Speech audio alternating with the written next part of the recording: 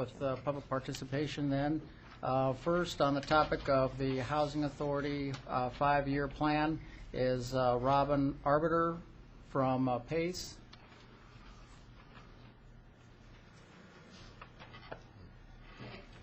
I just had a couple of concerns I wanted to raise. Okay, do you mind coming up to the microphone, Robin?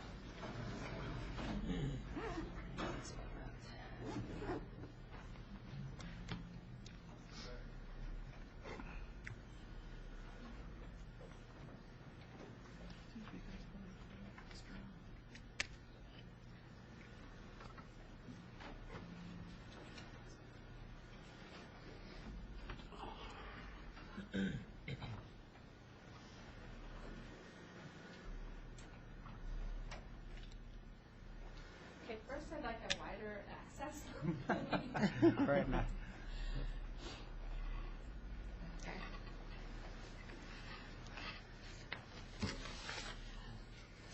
Okay. Am I hearable? Yes. All right. I just had a couple of comments, and they're really just in the way of questions or concerns. I did note that one of the strategic goals was to designate developments or buildings for particular resident groups, and it specified elderly or persons with disabilities. I did note that at the time that the 5-year plan came to me, that there were some things missing in the table that identified housing needs of families in the jurisdiction by family type. And since initially reviewing this, I did have a chance to speak with Matthew Hogan, who called me from Housing Authority, and we attempted to fill in a number for the empty space that appeared in the report I think most of us got, next to families with disabilities. And there it had said NA. And we had some significant discussion about this, as we've been having in other places around the cities. And I think that there's some question about how many families or households there are with disabilities, which seems to me to have a significant impact on a 5-year plan. And that's something PACE is very concerned about, not just HAC's 5-year plan, but also our ability to really understand how many households are out there with people with disabilities and what their needs are. And something we're working on very slowly, kind of putting some information together. So I noticed that many of us who work in housing don't seem to have some answers that we need to really address these questions in an in-depth way. Then later, when under Strategy 1, target available assistance to families with disabilities, I note that one strategy is to seek designation of public housing for families with disabilities, and then the other, which is categorized as other, talks about the lakeside terrace replacement units and their consistency with the City of Urbana ordinance, which addresses visitability. And we had heard a presentation from Mr. Bland sometime earlier, which was impressive in the sense that he discussed how those, I think it was those apartments, the replacement units, original plan had been redesigned to make more accessible units than had originally been thought of. So I was pleased to see that in the plan. However, I do have some concerns, and I think a lot of people with disabilities share them, and it has to do with really understanding the need for affordable and accessible housing.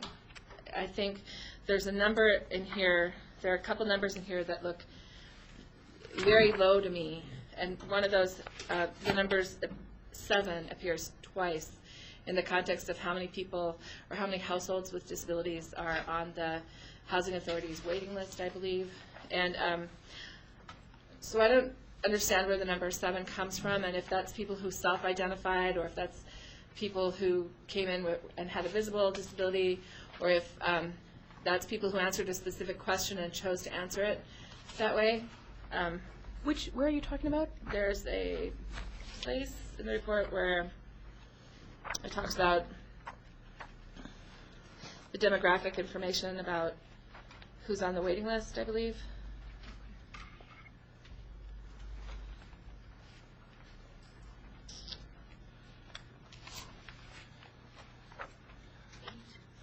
Page 8? Well, it was there last time I looked. What page did you think? Matthew Hogan, it was holding up 8. Oh, okay, all right. Sorry, I haven't memorized it yet. But, so yeah, it said families with disabilities on the waiting list. And I think that number, without meaning any insult to Housing Authority or the number collections, but I just think that number is extremely low, because I believe we refer more people than that from our one agency to Housing Authority, to, up to the time that the list that they might have gotten on were closed. So I think that number is underreported through some mechanism. I can't imagine what it is, because I don't know off the top of my head what questions are asked and how that answer is elicited. And I don't know how the question, if it's specifically asked, would be understood by someone applying for housing. Like, would they think that would discourage them from getting into housing? I mean, there's all kinds of dynamics that play into that. But that number seems very low to me, just because in a busy week, we might refer 7 people. And certainly within a month, we have a list of, I can't even give you the number of it right now, but we have a lot of housing requests for accessible and affordable housing. And so I'm concerned about that number. And my biggest question, having read through this, is what is the specific plan to address beyond visibility, the specific plan to address the needs of people with disabilities through housing and through this plan? Like, I didn't get what the specific plan was to designate more housing. What more housing is going to be designated? And if some of the designation, or not some of the designation, if there's going to be a tightening of something that happened 6 years ago in affecting some of the housing where people with disabilities currently go, and if some of those places aren't going to be available, how are we going to replace those units in the community if Steer Place isn't a place that will take applications?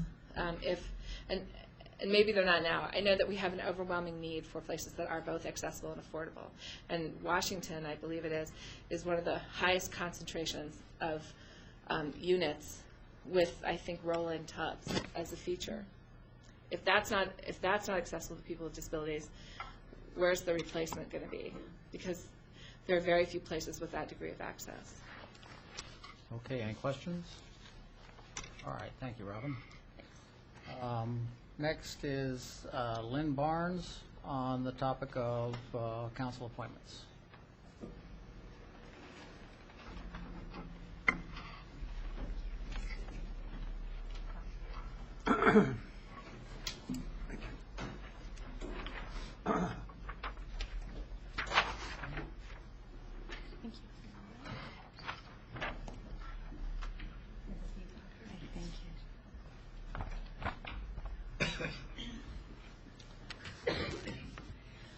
Thank you for this opportunity to speak before you. And first of all, thank you, Mayor, for putting your confidence in me to serve in an appointed position until the citizens of Ward 7 can make a selection. I am confident of my ability to be responsive, work collaboratively, and seek consensus. My experiences in community service, community leadership, board involvement at both the state and national professional levels make me qualified in terms of problem solving and teamwork skills. Also, not to be overlooked, is the experience that I bring having been in a management role in a local Urbana business for the past 25 years. My experience living in Urbana for the past 30 years and my interest in addressing tough issues which face Urbana and its residents also give me the heart for the job. There has been some concern about the fact that I have not voted in municipal elections and have not been involved or shown much interest in city government before the last couple of years. While I have not invested time and energy toward this area in the past, during that same time, I have expended significant time and energy in leading in many other service capacities, as is evidenced by my resume. In fact, I have served on the Urbana Comprehensive Plan Steering Committee for over the past 2 years, and I've kept a watchful eye on the city's problems and its achievements. My fresh interest in city government, I hope, can be seen as a positive. And if I'm approved to serve, I think it makes a strong statement to the residents of Urbana that new faces and new ideas are welcome. This would encourage others to be involved and become more motivated to participate. I hope that you will see that the best litmus test for service in our city is the ability to listen, to fact gather, and to work amicably with others. Those are the strengths which I believe Todd sees, and I believe others see in me who have encouraged me in this endeavor. Regardless of how this vote turns out, I will strive to be elected in Ward 7, and I would look forward to learning more about the issues in upcoming council meetings. Thank you. Okay, thank you, Lynn. Any questions? Okay, thank you. Next is Judy Taylor, 1616 Fairlawn on the council appointment. Check the box, does not wish to address the committee, but asks that her position be entered in support of Lynn Barnes' appointment. Dick Barnes also does not choose to address the committee, but wants to be Pushing against the button. Is that on now? Okay, Dick Barnes, 506 Sunnycrest, also does not choose to address the committee, but asks that he be listed in support of the appointment of Lynn Barnes to the Ward 7 council seat. Next is Lyman Daw of 601 East Sunnycrest, also chooses not to address the committee, but wants to be listed in favor of the appointment of Lynn Barnes to the Ward 7 council seat. Next is Betsy Berg, 211 McHenry. Okay, just want to be listed in support of Lynn Barnes' appointment. Next, Jennifer Newell of 1320 Abercorn in Urbana, does not want to address the committee, but wants to be listed in support of Lynn Barnes' appointment to the Ward 7 seat. Janet Rosenberger of 504 Evergreen Court, doesn't want to address the council, but wants to be listed in favor of Lynn Barnes' appointment. Nicole Roberts, 707 South Race. Nicole?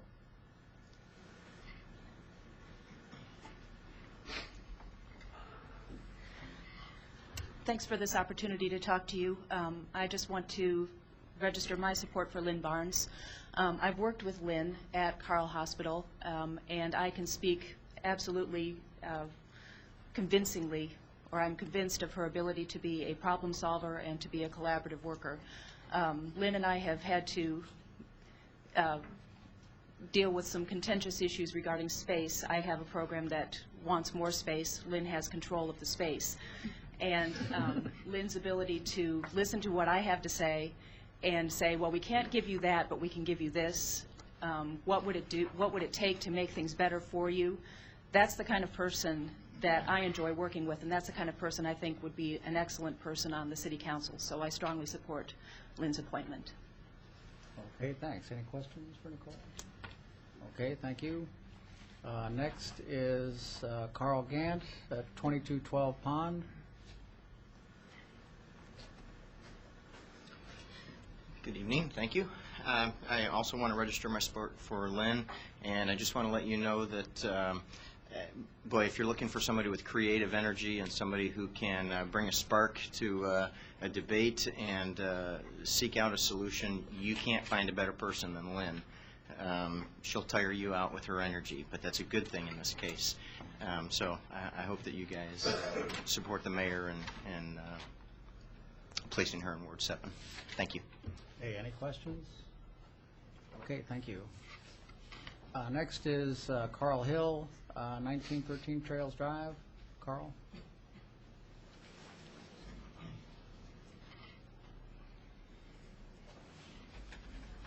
All these strangers here. Good to see y'all tonight. I didn't want to miss an opportunity to see y'all again. One of the things at the Urbana Business Association, and one of the things we work on and promote is, remember our mission statement? Promoting Urbana as a dynamic place in which to live, work, and do business. And for that reason, I would like to throw my support behind Lynn Barnes and the mayor for making that appointment. Just encourage you all to get her done, and let's get on with it and get some work done. That's it. Okay, thank you. Any questions for Carl? Okay, thank you, Carl. Anybody else that wanted to speak at the special council meeting? I know there are a couple people that have filled out other cards for the committee meeting, but for the special council meeting? Okay. Then any input from council members? Okay, well, we'll get to the agenda then. First on the agenda is a resolution authorizing the mayor to execute a certification of consistency for the Housing Authority of Champaign County 5-year plan. So it's fiscal year 2005 to 2009, and the annual plan fiscal year 2005. Mr. Gruey? Thank you. Council staffed us with providing some additional information, and that's included in your packet. Many of the changes were provided by the Housing Authority, and Matthew Hogan's here this evening to answer further questions. I guess I'll quickly run through the changes. On page 1, there was concern about the mission statement, and the Housing Authority's revised plan includes the mission statement that HUD uses, as well as their own mission statement. So in effect, they've checked both boxes. Same page regarding the goal, there was a narrative section, and there was concern about the language concerning demolition and redevelopment of public housing properties, and the Housing Authority has drafted 3 paragraphs that more nearly reflect our consolidated plan. On page 2 of the annual plan in the executive summary, paragraph C, there again there was concern about how that reflected consistency with our consolidated plan, and the Housing Authority drafted new text for that section, and it's reflected here in the memo in italics. On page 7 of the annual plan, there was a table for housing needs, and the Housing Authority at Council's request did contact PACE and discuss how best to reflect that need and the data, and that data now is provided in their revised draft and in the table. On page 34, Council will express concern rather about the demolition of 3 public housing properties, Dorsey, Dunbar, and Columbia Place, and that language has been removed from the annual plan. We've also included a copy of Mr. Bland's letter that reflects most of the changes we've discussed here, rather referenced in the memo. We also provided Council with a section of the Code of Federal Regulations concerning accessibility for new multifamily construction, which reflects that 5% of the units must be accessible. Also, there was a comment about a planning process to address concentrations of poverty in subsidized housing, and we note that we'll be bringing a new 5-year consolidated plan for the City of Urbana and Home Consortium next year, and that would be appropriate document to discuss that concern. That's all I have. Any questions? If not, a motion would be in order. Move approval? We have a motion and a second. Is there any discussion? Ms. Pat? Thank you. I have a proposed amendment to the resolution, which I circulated. Did everyone get a copy? Okay. This is to address the concern that Robin Arbiter brought up from PACE regarding the policy decision to exclude people with disabilities who are not elderly at Washington Square and Steer Place. As she mentioned, the Washington Square in particular has facilities for people with disabilities that are available at no other housing. And so the motion is to amend the resolution to add, the City of Urbana requests that the Housing Authority of Champaign County meet with representatives of PACE and develop a policy for accommodating the special needs of people with disabilities who are under the age of 50 and in need of affordable, accessible housing that is available at Washington Square and Steer Place. I so move. Second. We have a motion to amend and a second. Is there any discussion on that motion? Ms. Lyman? I support this motion. I appreciate the Housing Authority staff talking with PACE and getting the actual statistics and the numbers of families in this jurisdiction who have disabilities and have a need for housing. I was alarmed to see that the number of families with disabilities is 5,449, which to me seems like a huge number, and perhaps even that huge number is an undercount.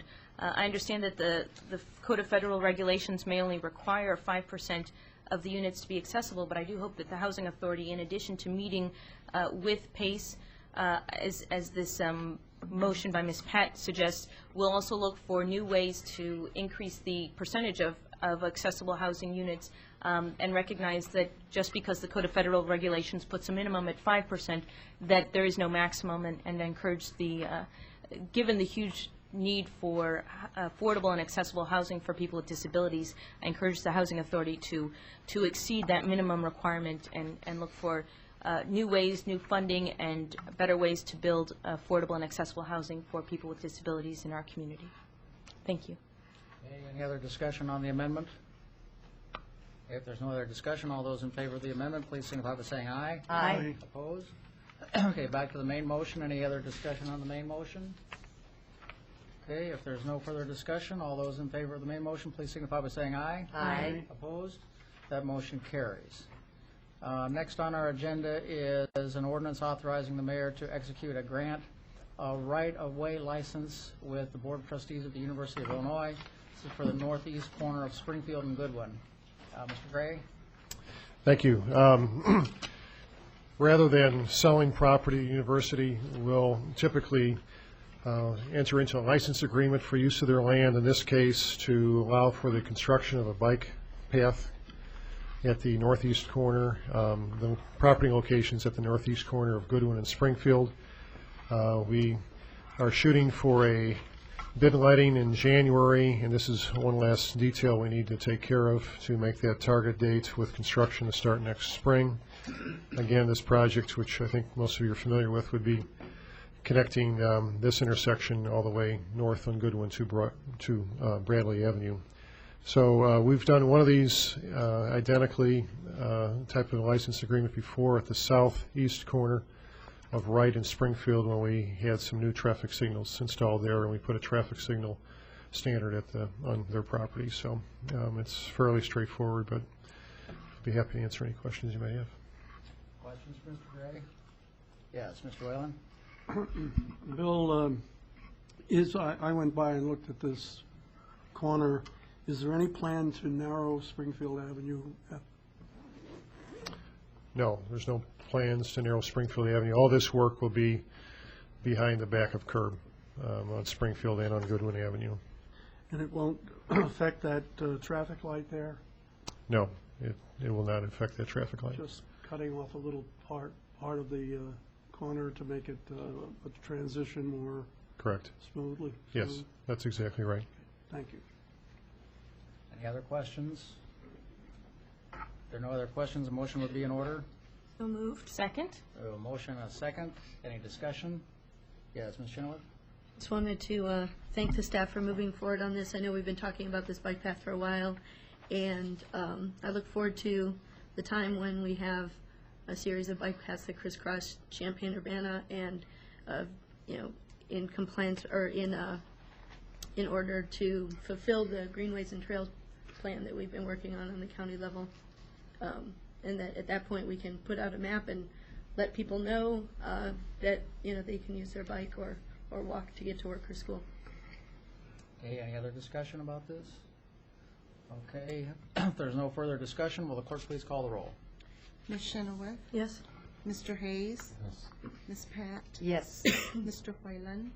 Yes. Ms. Wyman? Yes. That motion carries with 5 ayes. Next, we have council appointments to wards 5 and 7. As you know, a couple of months ago, we had a couple resignations from the council in wards 5 and 7. And in the last several weeks, I've been accepting applications, and I've been doing interviews of the applicants for the vacancies in both wards 5 and 7. And it's my pleasure to present the following appointments to those vacancies to you tonight. In Ward 7, my appointment's Lynn Barnes, who you heard from earlier. She lives at 506 Sunnycrest in Urbana in Ward 7, and has been an Urbana resident for 28 years, a Ward 7 resident for more than 13 years. She's the Vice President of Clinical Operations at Carl Hospital, where she's responsible for the financial and business operations of 11 departments at Carl Hospital. In addition to her work and her, she's been very active in community and professional organizations. If you take a look at her resume, you'll see that she has a wide variety of volunteer and community service documented in her resume. She's been on the Developmental Services Center Board for 6 years. She's worked with the Champaign County chapter of the American Cancer Society, the American Heart Association. She's been a member of the City of Urbana's Comprehensive Plan Steering Committee. She's been with the Arthritis Foundation, just a wide variety of volunteer service in our community.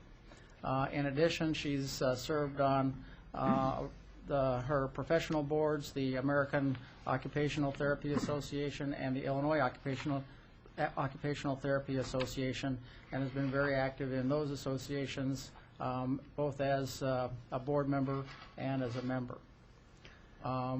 In Ward 5, my appointment is Dennis Roberts of 507 East Green. Dennis is about an 8-year resident of Urbana. He is a book designer at the University of Illinois Press, position he's had since 1996.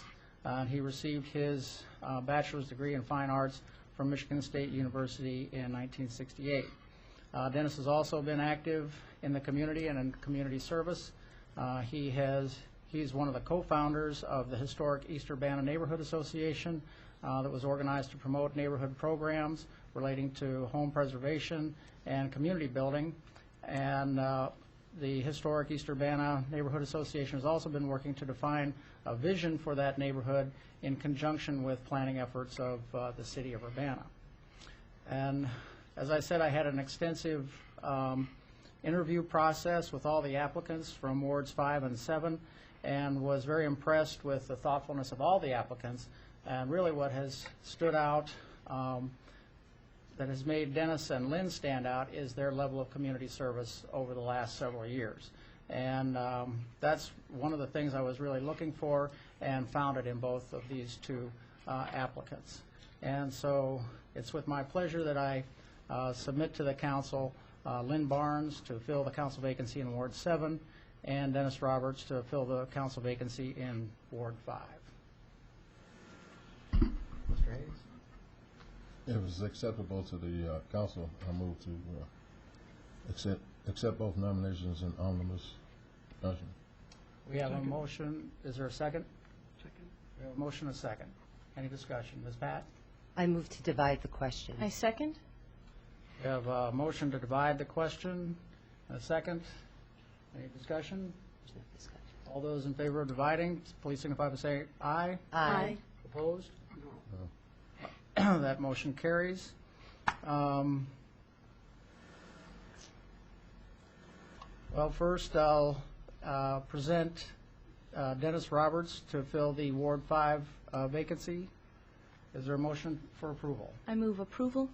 Second. I have a motion and a second. Is there any discussion? Ms. Wyman?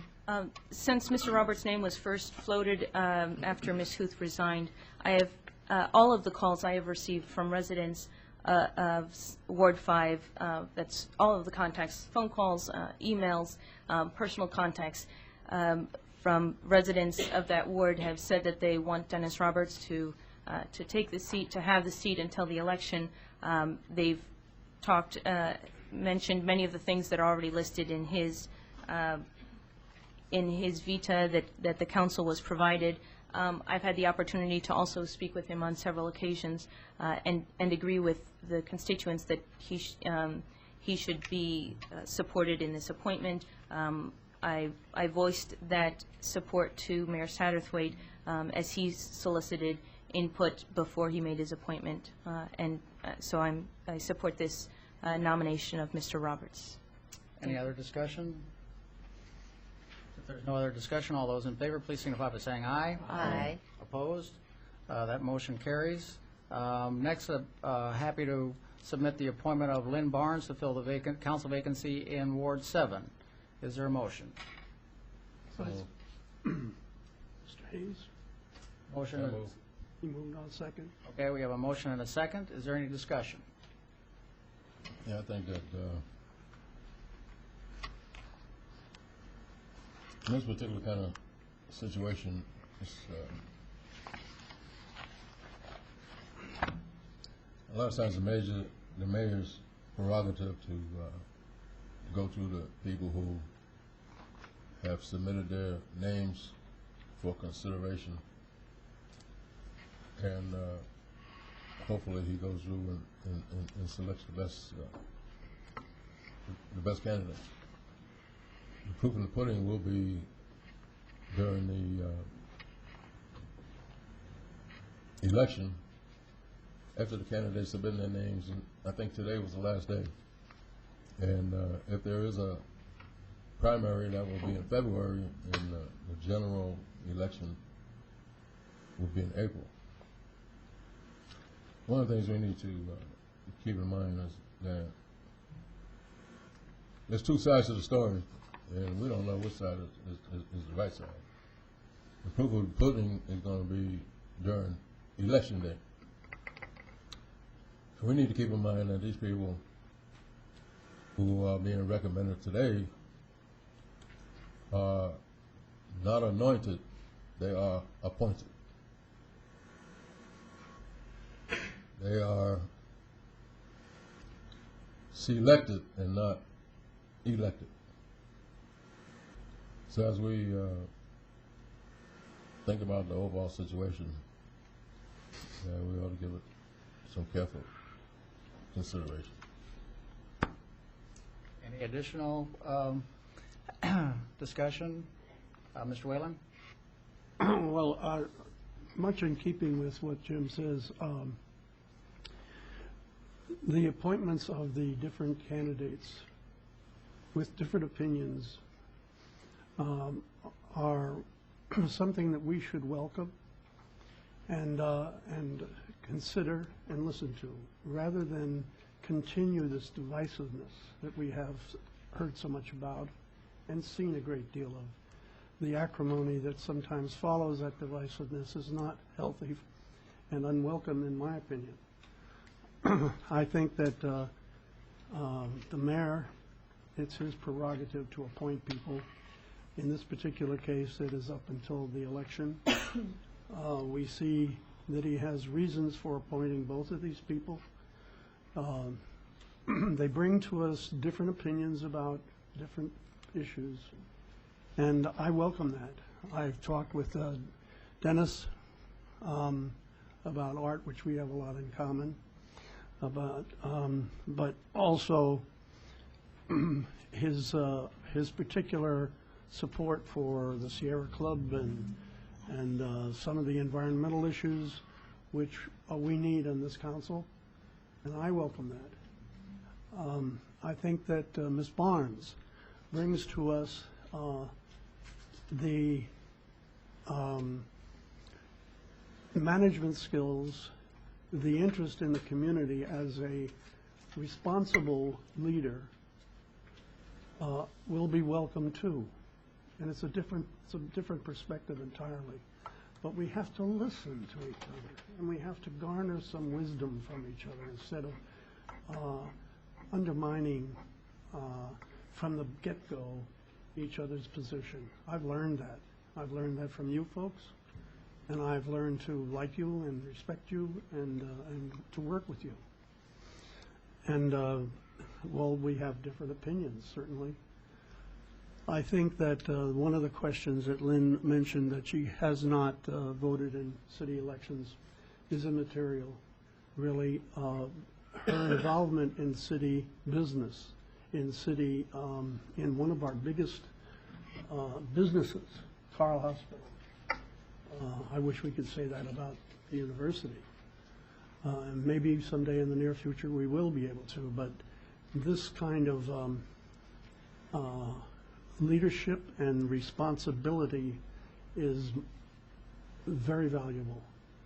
And I think we can learn from her as we can from Dennis.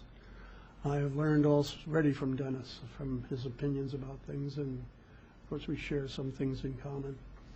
So I would welcome everybody getting behind the mayor and respecting his review of these people's backgrounds and their credentials, and give his wishes a chance to flourish and succeed. Thank you. Any further discussion? Ms. Pat? Thank you.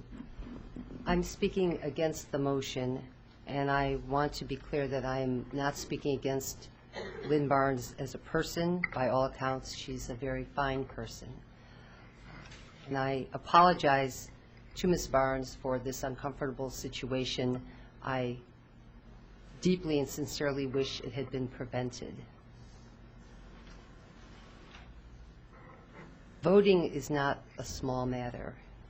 It is very important for our democracy to run that people participate in the process of voting. I'm very concerned that Lynn Barnes has been registered to vote for 28 years and has never voted in a city election. Ms. Barnes voted in the Republican primary in the year 2000, and other than that has not voted in a primary election in any year for the last 16 years. In the next 2 months, many, perhaps all of us, are going to be going out and attempting to persuade Urbana residents of the importance of voting in city elections and in the primary for the city elections. I don't see how we can have any credibility doing that if tonight we say it doesn't matter if a person votes in the election. I feel that very strongly that on the subject of appointing someone to an elected office, it is inappropriate to appoint someone to elected office who chooses not to vote more often than to exercise the right to vote. And therefore, I am sorry, I will be voting no on this motion. Is there further discussion? Yeah. Yes. Mr. Whalen? Well, I can appreciate, Ms. Pat's always very thoughtful in her approach to these things, and her respect for the position and for the responsibility is well taken, and I'm sure it's sincere.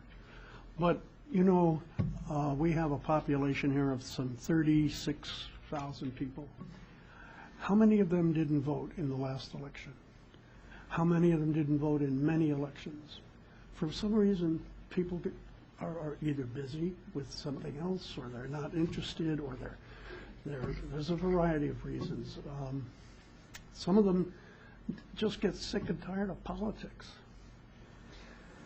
And that's a shame. We need more people. We need young people to be involved in these things. Gee, I value so much what you folks do in your work, your tenants union, Ms. Chenoweth's efforts, and Ms. Huth's efforts in their neighborhood. But we've got to put aside these these things and consider the fact that a lot of people don't vote, and they haven't voted. I don't know, turnout was maybe sometimes 20%? That's a lot of people aren't voting. So what is the mayor going to do? Appoint somebody who perhaps didn't vote, but who does care and who is capable? I think we should respect that, does care and is capable. The election will be coming up in a very short time.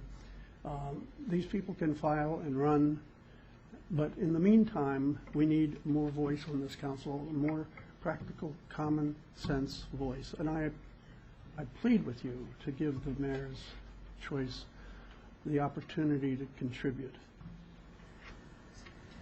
Is there further discussion? Ms. Wyman? I think that there's an important distinction in what Mr. Whalen is saying. He points out accurately that a majority of people do not vote in city elections, and I think that's true. But that majority, those people who don't vote in city elections, also are not asking to be appointed to an elective office. And I agree with Ms. Pat that for someone to be appointed to an elective office who has not taken the most fundamental or principal step in the election process in the cities, which is to vote in a city election, I think it causes a great deal of concern. In talking with constituents and other people, other residents, including a constituent of mine who's denied the right to vote because he lacks citizenship. We were talking about this yesterday, and he was quite concerned about the issue of not having voted in city elections. I don't mean any personal offense to Ms. Barnes in voting against the motion. She's accomplished a lot, and I'm sure will make a great candidate for city council.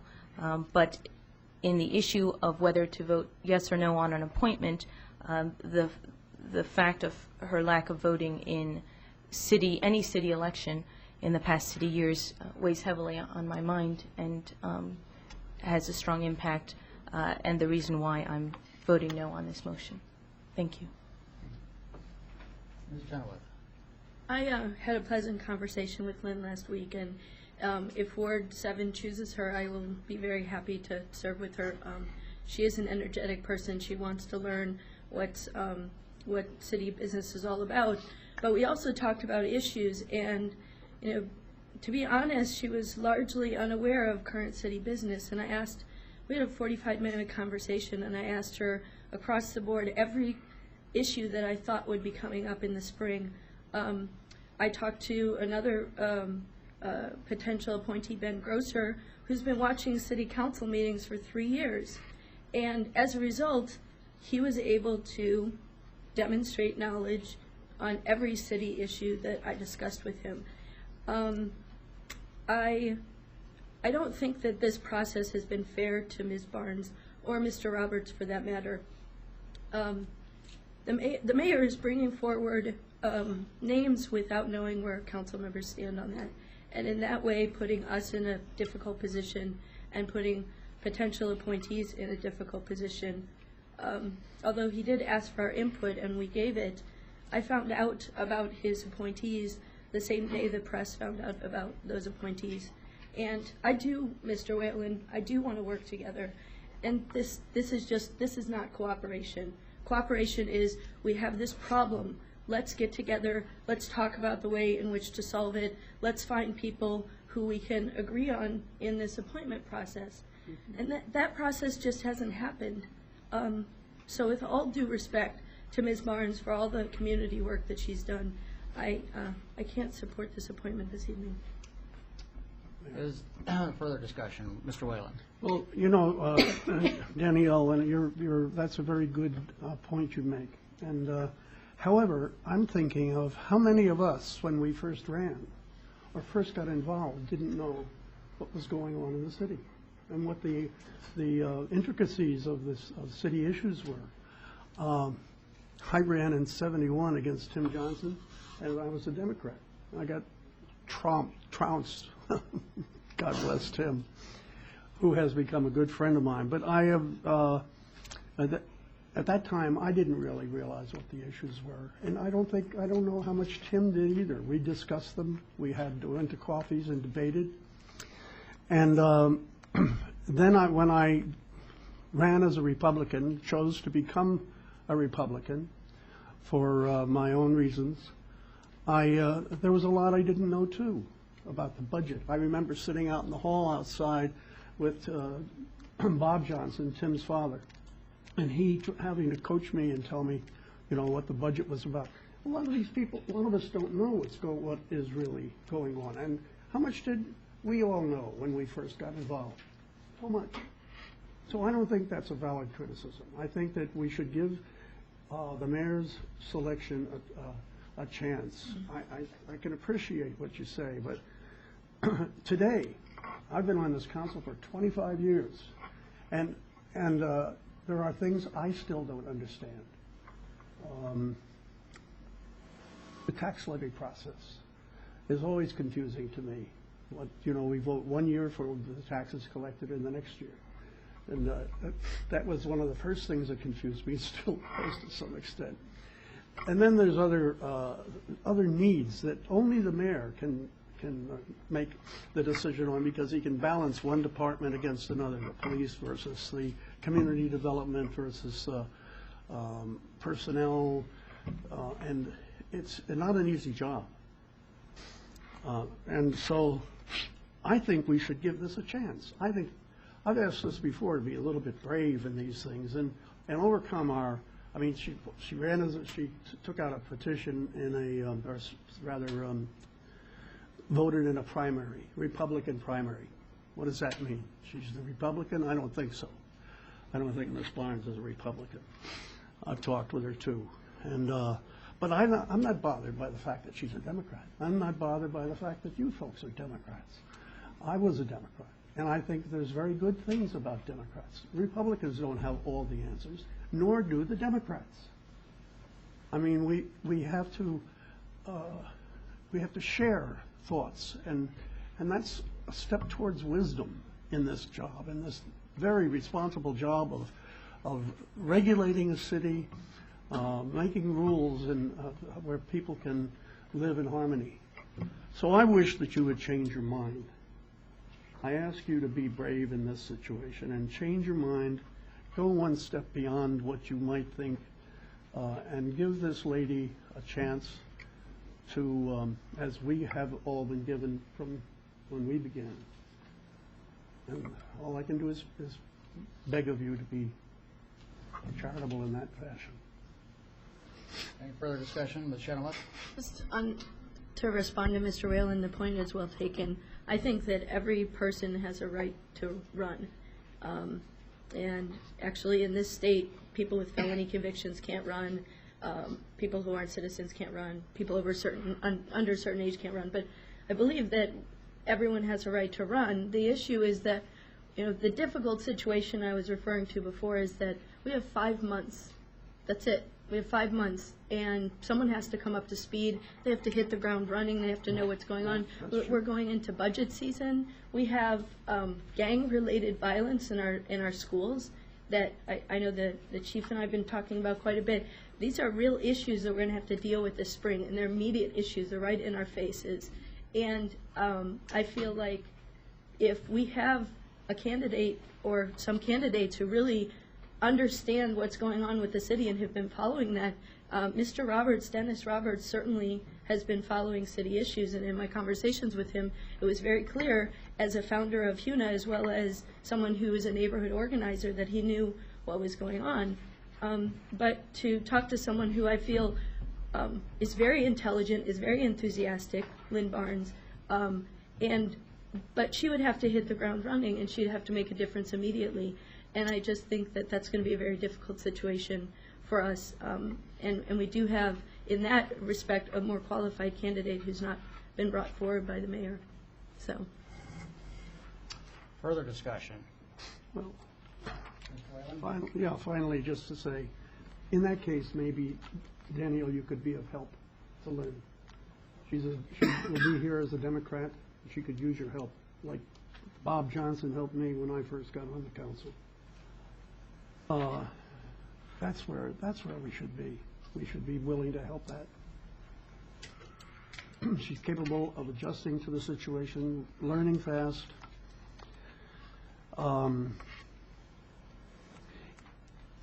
If we approve one of these candidates and not the other, I think it is a continuing of our divisiveness. And I'm very sorry to see that. And I can tell you that if Lynn Barnes decides to run for office, I will help her. I will work hard for her like I'm going to work to help Heather Stevenson run in the 6th Ward. Is there further discussion? Mr. Hayes, if you take a chair. Well, I think that in selecting the applicants that I chose to bring forward today, I did not take a very narrow look at the qualifications of these two applicants. I took a broad look at a variety of different criteria and didn't accept or reject any of the candidates based on a single criteria. A single criteria in this case of being record of voting in primaries and municipal elections. You know, I've run a lot of campaigns for myself and others, and never once have I been at the door and somebody asked me, did you vote in the last municipal election? Did you vote in the last Democratic primary? Never once. I probably knocked on 5,000 doors, and never once has anybody asked me that. And so if we take that narrow view, we start excluding very good people that want to serve in our community. And obviously, Lynn Barnes is the kind of person that wants to serve in this community. Just take a look at her history of volunteerism. She's volunteered for 25 to 30 years in her professional organizations and associations. She's been an active volunteer in this community for 2 decades, anywhere from the Champaign County Arthritis Foundation. She's a volunteer in her church. She's volunteered with the Urbana Comprehensive Plan Steering Committee. She's volunteered with the American Heart Association. She's volunteered with the American Cancer Society, the Champaign County chapter. She's volunteered with the University of Illinois Cooperative Extension Services. She was a board member of the Developmental Services Center Board. This is clearly the record of a person that is involved in our community and wants to serve. This is clearly an exemplary record of public service. And to say that a person can't serve because of their voting history, I think is narrow-minded and sends the message that if you're not part of our system, our community, meaning the people that know existing council members, if you're not part of their group, don't apply. And I don't think that we should be that narrow-minded. I think we should be open-minded and accept people with a diversity of opinions other than our own. Ms. Chenoweth pointed out the problems in the school district. Has any of us had a child that's gone through the Urbana schools in recent years? Not a one of us has. Lynn Barnes has. Maybe that's a valuable kind of perspective that she can bring to the council in her community service and her family and her experiences that can help us as we develop solutions to problems here in this community. So I would suggest to you that Lynn is an extremely well-qualified person. That's not to say that other applicants weren't qualified as well, but as I said in my opening remarks, I think Lynn stood out from the crowd in that she has had an extensive history of public service here in this community, and I think that's one that should be recognized, and that the council should see the value of the kind of experiences and point of view that Lynn has, and that see that they would be valuable here on the city council. And I'm certainly disappointed to hear that that council members have a concern based on such a narrow list of criteria that they're using to make this decision. So I would ask you to reconsider. I can't imagine many people in this community having a better list of community and public service than Lynn does, and I think she ought to be given a chance to serve on the council because both her work record and her community record shows that she can hit the ground running. She knows how to learn. She knows how to ask questions where she doesn't know all of the answers, and she knows what the decision-making process is of gathering information, talking to others before she would cast an informed vote on the council. So I'd ask you to reconsider and support Lynn Barnes. Ms. Pat? Thank you. If we were considering an appointment to a board or a commission, or if outside of government, if I were looking for someone to serve on the board of a not-for-profit organization or in any of a number of positions of responsibility, I would definitely consider Lynn Barnes' resume impressive. And whether or not she votes in elections would be her business and not mine. And a person who's never voted in an election before has every right to run. And if the voters at the door don't care, then they can elect her. But it is not narrow to say that a person who holds an elective office as a community leader in government should be someone who votes. People died for the right to vote in this country. In my lifetime, people in this country died registering voters. People died trying to exercise their right to vote. It is not something I take lightly. I don't think it is small or narrow. It is of utmost importance. Even today as we speak, there are people in this world dying, U.S. soldiers dying, fighting for the right to vote. I have a responsibility to many people in this position, and I know and I have been told by many people that they do not feel, and I do not feel, that appointment to an elective office is something to which everyone is entitled. It is something that one has to earn.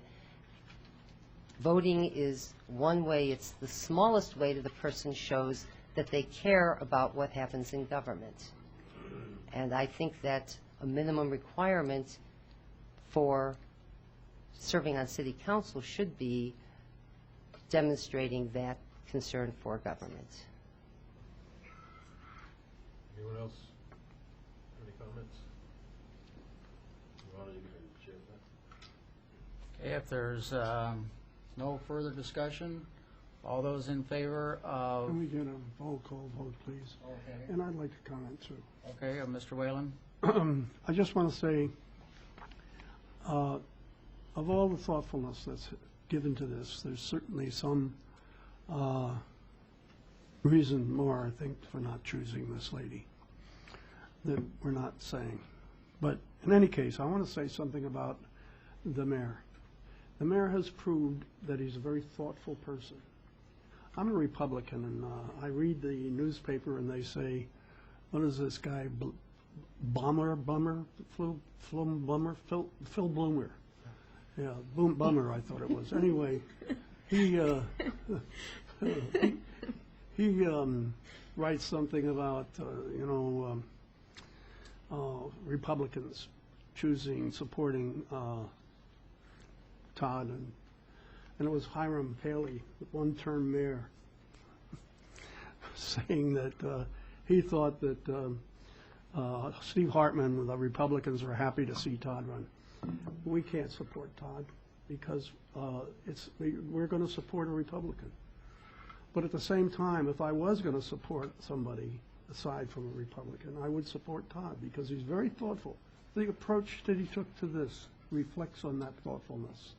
And it's not a bias. He's not a biased man. He's not a man who, witness his choices here. Dennis and Lynn, two very different people. He's broad enough to be able to deal with that. And I respect him for that. You have my compliments, sir. But I would like a roll call vote. I am very sorry to hear what I hear here, that the divisiveness continues. Is there further discussion? If there's no further discussion, will the clerk please call the roll? Ms. Chenoweth? No. Mr. Hayes? Yes. Ms. Pat? No. Mr. Whalen? Yes. Ms. Wyman? No.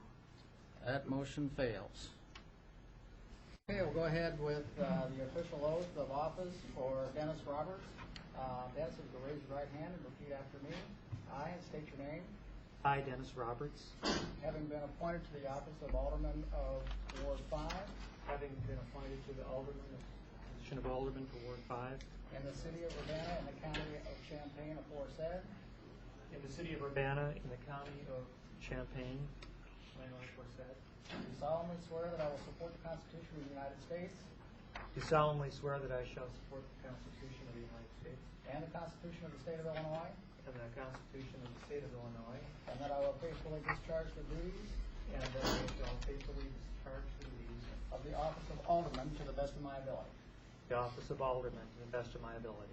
Well, welcome to the Urbana City Council, Dennis. Thank you, Mayor. Yes, thank you.